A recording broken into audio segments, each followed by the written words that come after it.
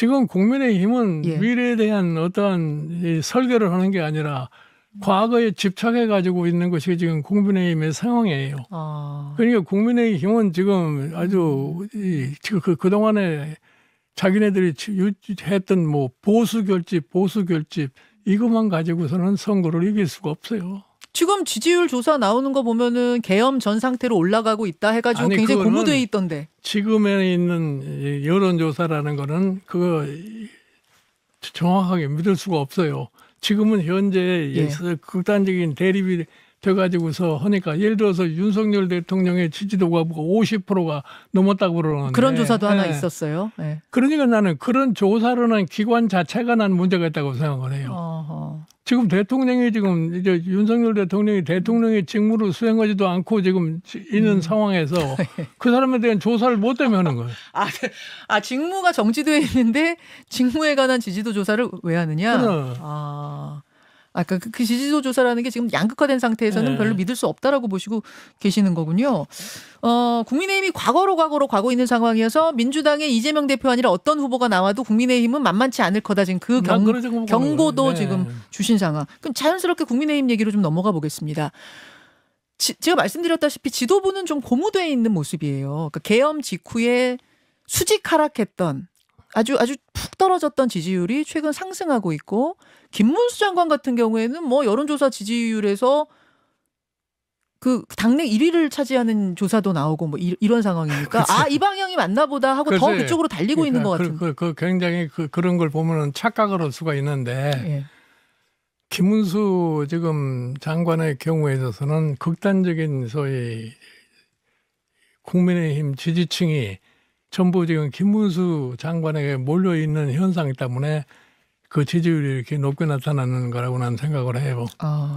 그러나 김문수 장관의 경우는 네. 확장성이라는 게 별로 없는 분이라고 나는 봅니다. 중도 확장성. 네, 예. 이렇게 혹시 대선이 치러진다면 김문수 후보가 당내 1위 하거나 이럴 가능성은 없다고 보세요. 제가 왜 이렇게 질문을 드리냐면 2달이라는 시간은 굉장히 짧아요. 기존의 대선 치르는 기간하고는 비교도 안 될 만큼 짧습니다. 근데 지금 국민의힘의 분위기가 친윤 강성 지지층이 주도하고 있는 상황에서 갑자기 룰을 바꾼다거나 분위기를 확 바꾼다거나 지도부가 이렇게 급변침하기가 쉽지 않을 거기 때문에 이대로 가다 보면은 김문수 후보가 자연스럽게 1위 될 거다라는 얘기도 나와요. 사실은 국민의힘이라는 게 늘 하는 소리가 뭐냐면 보수 결집 하잖아요. 예. 근데 보수라는 게 지금 실질적으로 무너진 상황이 되어 있는 상황이에요. 네. 그러니까 거기서 아무리 얘기를 해봐야 실질적으로 이제 선거가 본격적으로 추진이 될 것 같으면은 예. 과거와 같은 상황이 또 나타날 수밖에 없어요. 예를 들어서 21대 총선 때 참 보수 대통합을 한다고 그래가지고 미래통합당이라는 거 만들었지 않았어요? 만들었었죠. 미래통합당인가 만들어가지고서 수도권에서 완전히 패배를 하지 않았습니까? 그랬던 사람들이 지금 지난 22대 총선 지난 4월 달에도 역시 밤낮 보수 결집 이재명이 사법 리스크만 강조하다가 결국 가서 똑같은 결과를 가져온 거 아닙니까? 지금 저희 국민의힘의 경우에는 20대 선거에서부터 수도권에서 완전히 패배를 갖다 하는 정당이 돼버렸다고요. 그런데 이거를 어떻게 회복을 할 거냐? 이 문제를 갖다가 제대로 다루지 않고서는 나는 승리가 굉장히 어렵다고 생각을 해요. 지난 총선하고 비슷한 모양새의 대선이 될 거다. 그런 거죠. 결집, 반 이재명 정서 여기에 기대서만 가다가는 말로만 결집에 소용이 없어요. 예를 들어서 보면은 서울의 경우에는 믿는 데가 지금 강남 3구, 경기도의 경우에는 예를 들어서 분당 같은 지역, 그저 고소득층이 좀 사는 그 지역, 여기에만 집중한 국민의힘의 전략을 가지고는 선거를 승리를 할 수가 없어요. 그렇게 보시는군요. 김문수 후보가 그러면은 1위 될 가능성도 크지는 않다고 보세요. 예를 들어서 당내 경선을 했을 경우에 과연 김문수가 후보가 되느냐 안 되느냐 그것도 상당히 회의적이에요. 그조차도. 그러니까 당이 우리가 승리하겠다라고 마음 먹고 나면은 그때부터는 좀 바뀔 수 있다고 보시는 거군요. 예를 들어서 보세요. 지난번 총선이 끝나고 나서 누가 당 대표가 될 거냐 하지 않았어요? 그랬죠. 그래서 무슨 저희 나경원이 뭐 이 원희룡이 네. 그다음에 윤상현이 이렇게 셋이 나오지 않았어요. 네. 그다음에 나올까 말까 하던 한동훈이가 마지막 판에 튀어나온 거 아닙니까? 네. 그래서 한동훈 전 비대위원장이 결국 가서 63%라고 하는 지지를 받고서 대표가 된 거 아니에요. 네. 이것이 결정적으로 윤석열 대통령에게 아주 치명상을 입힌 거라고 나는 생각을 해요. 그런데 이번 대선 후보의 경우에도 마찬가지라고 생각해요. 실질적으로 당에서 대선 후보로 선정을 할 적에 과연 지금 거론된 사람 중에서 어떤 사람이 될 거냐 하는 것에 대해서는 아무도 알지 못해.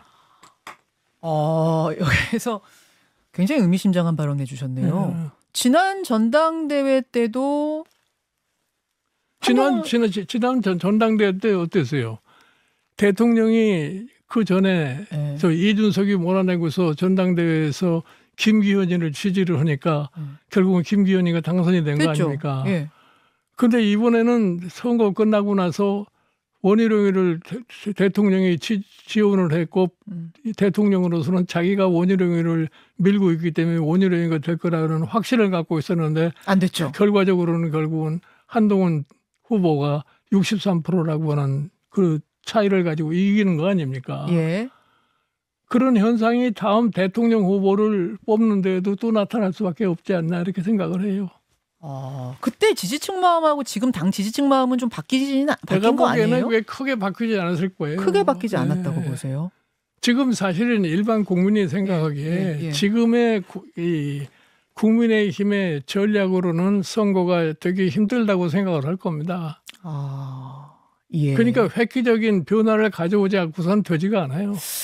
자, 여기서 그러면은 그 얘기를 좀 해봐야겠네요. 아니, 설 연휴 기간 동안 한동훈 전 대표 만나셨어요? 아니, 잠깐 내가 만나긴 만났는데. 아니, 먼저 연락이 좀 왔습니까? 그게 나는 자꾸 그 만난 거에 대해서 이러고 저러고 언론에서 관심을 갖는데 그 자체에 대해서 관심을 가질 필요 없어요. 그건 개인적으로 만나는 상황이고 개인적으로 얘기를 한 거기 때문에 그거를 공표할 수도 없는 거고. 아니, 개인적으로 만나신 거 맞죠. 개인적으로 만나신 건 맞는데 그 한동훈 전 대표가 사람을 이렇게 막 자주 만나는 스타일이 아닌 걸로 알고 있고. 나도 이번에 처음 만났어요. 처음 만나셨어요? 예.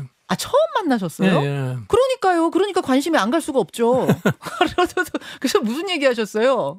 자연인인데 자연인 만나서 얘기하는 걸 그걸 갖다가 공개적으로 얘기할 필요도 없는 거 아니에요? 아니, 먼저 만나자고 한 건 한동훈 전 대표 측에서 만나자고 한 걸 테고 만나 뵙겠다 이렇게. 아무래도 이런저런 정치 선배로서 좋은 말씀 해주셨겠죠, 덕담들. 아니, 그러니까 상식적인 얘기를 하는 것 뿐이에요. 상식적인 얘기 뭐 해주셨는데요? 지금 보면은 지금 현재로서 나는 제발 이 국민의힘 사람들은 남을 비방을 해서 내가 덕을 볼 수 있다는 생각을 좀 버려야 돼요. 대국민을 상대로 해서 대화를 좀 하는 그런 모습을 보여야 되는데 아직도 그러한 변화를 못하고 있는 거예요. 예. 반사이익 볼 생각하지 마라 그런 얘기 해주셨군요. 아니, 보세요. 지난번 이 총선에서 국민의힘이 포커스를 맞춘 게 뭐예요? 이재명 사법 리스크에다 포커스를 맞춘 거 아니에요? 그랬죠. 네. 근데 그게 무슨 도움이 됐어요? 안 됐죠. 졌으니까. 그러니까 빨리 과거의 잘못을 갖다가 참 반성을 하고서 어떻게 하면은 내가 유권자들로부터의 지지를 더 높일 수 있겠느냐 이걸 생각하라는 거예요. 그런 얘기 하셨군요. 예. 이재명이라는 이름에서 벗어나라 말하자면. 그런 거죠. 그거 벗어나라. 그 당내에서도 똑같아요. 상대방을 공격을 해가지고 내가 덕을 보겠다는 이런 생각을 하지 말고 내가 내 실력을 갖다가 표출을 해가지고서 지지를 받으려고 하는 그런 노력을 해라 이거예요. 예. 그렇게 할 것 같습니까? 그러니까 이제 각자가 이제 그거 할 건지 안 할까 두고 봐야 하는 거죠. 아니, 한동훈 전 대표하고 얼마 얘기하셔? 한 30분 하셨어요, 얘기? 예? 한 30분 대화하셨어요? 한 그 정도 했어요. 그 정도 하셨어요? 쭉 대화를 하고 나니까 느낌이 대선 주자로 나서면 잘하겠다는 느낌이 있던가요? 아니면 아직은 좀 나는 그렇게 생각을 해요. 한동훈 전 대표를 내가 처음 만나봤지만 내가 그 사람 법무장관 취임했을 때부터 그렇게 얘기를 하는데 비교적 신선하고 젊고 소위 시대의 흐름을 따를 줄 아는 그런 소위 역량을 가진 사람이라고 봐요.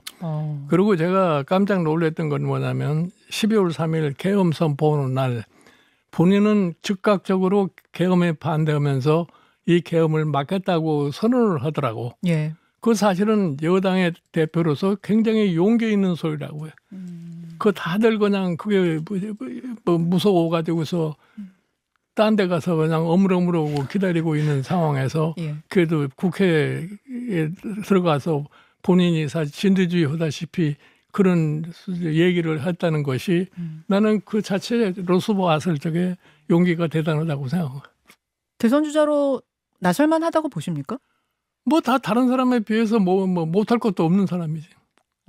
아니 근데 계엄에 그날 그렇게 반대했기 때문에 당대표에서 쫓겨나다시피 했고 아니, 지금 지지율도 그렇게 많이 나오지 않고. 나는 그게 국민의힘의 큰 잘못이라고 생각을 해요.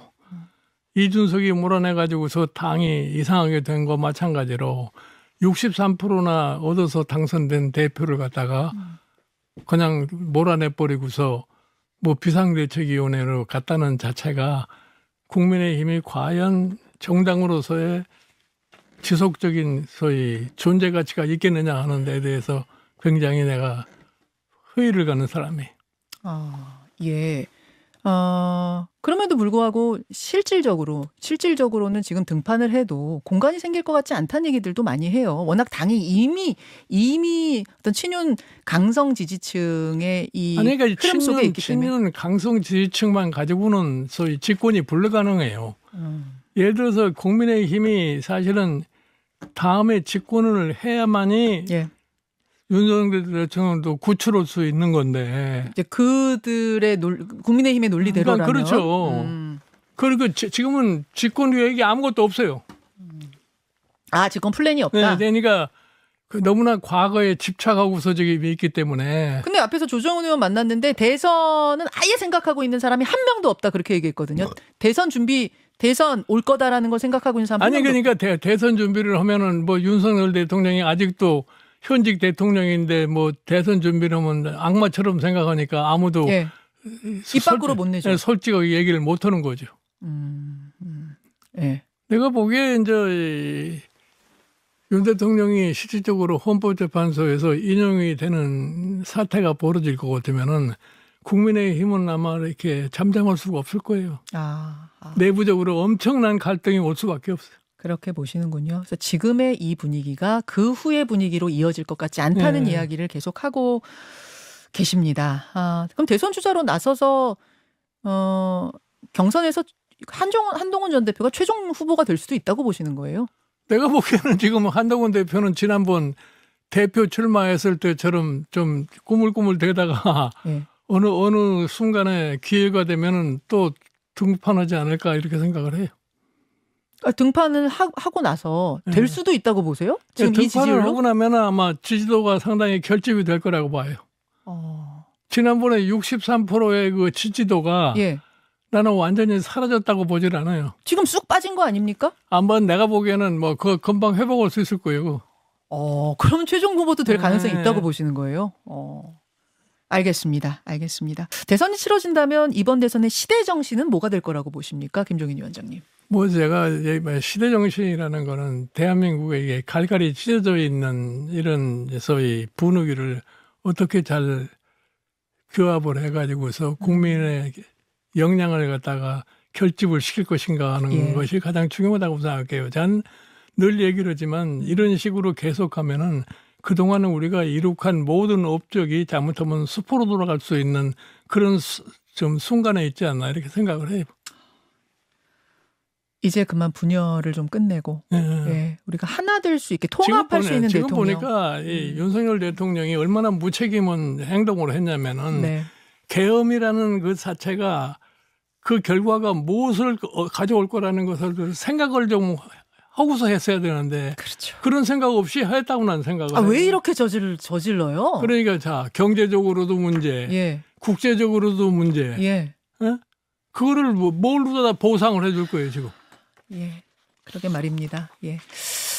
다음 대통령은 이 통합의 대통령, 이 분열을 좀 마무리 지을 수 있는 그런 그런데 대통령이 다음 나왔으면 대통령 좋겠다. 되는 사람은 네. 지금 우리가 당면하고 있는 경제 사회 소위 모든 요인을 좀 정확하게 인식을 하고 네. 이거를 어떻게 풀어나갈 것인가에 대한 개념이 철두철미한 사람이 되지 않으면은 내가 보기에 우리나라 미래가 그렇게 밝지 않다고 생각을 해요. 알겠습니다. 오늘은 여기까지 스페셜 월간 김종인 전 비대위원장과 함께했습니다. 김종인 위원장님 고맙습니다. 네, 잠깐만. 김현정의 뉴스쇼는 시청자 여러분의 참여를 기다립니다. 구독과 좋아요, 댓글 잊지 않으셨죠? 알림 설정을 해두시면 평일 아침 7시 10분 실시간 라이브도 참여하실 수 있습니다.